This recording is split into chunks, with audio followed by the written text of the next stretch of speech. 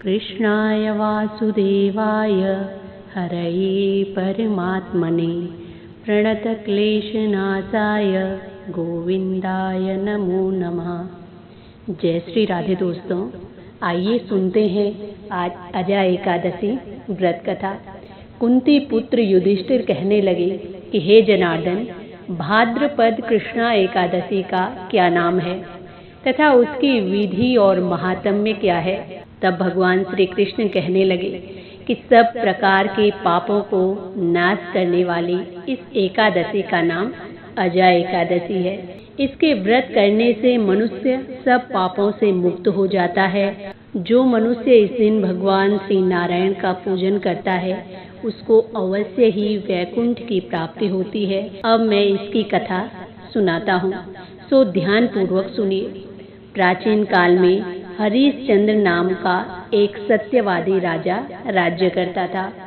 उसने किसी कर्म के वशीभूत होकर अपना सारा राज्य व धन त्याग दिया, साथ ही अपनी स्त्री, पुत्र और स्वयं को भी बेच दिया।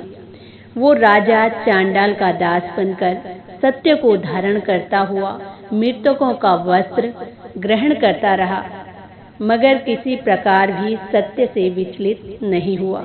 कई बार राजा चिंता के समुद्र में डूबकर अपने मन में विचार करने लगता कि मैं कहाँ जाऊं और क्या करूं जिससे मेरा उद्धार हो।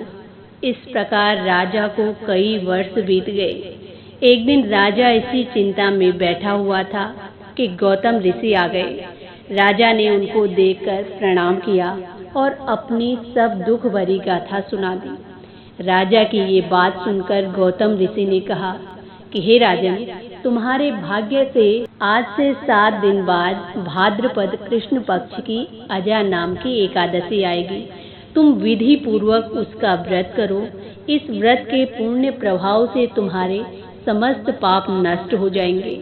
इस प्रकार राजा से कहकर गौतम ऋषि तो उसी समय अंतर्ध्यान हो गए और राजा ने उनके कहे अनुसार एकादशी आने पर विधि पूर्वक जागरण करके व्रत किया। उस व्रत के प्रभाव से राजा के समस्त पाप नष्ट हो गए। स्वर्ग में बाजे बजने लगे और पुष्पों की वर्षा होने लगी। उसने अपने मृतक पुत्र को जीवित और अपनी पत्नी को वस्त्र तथा आभूषणों से युक्त देखा। उस व्रत के प्रभाव से उसको पुनः राज्य मिल गया और अंत समय में अपने परिवार सहित स्वर्ग को चला गया। हे राजन, ये सब अजा एकादशी के व्रत के प्रभाव से ही हुआ है। जो मनुष्य यत्न के साथ विधि पूर्वक इस व्रत को करते हुए रात्रि जागरण करते हैं, उनके समस्त पाप नष्ट होकर अंत में वो स्वर्ग लोक को प्राप्त होते हैं। इस एकादशी की कथा के श्रवण मात्र से अश्वमेध यज्ञ का फल प्राप्त होता है।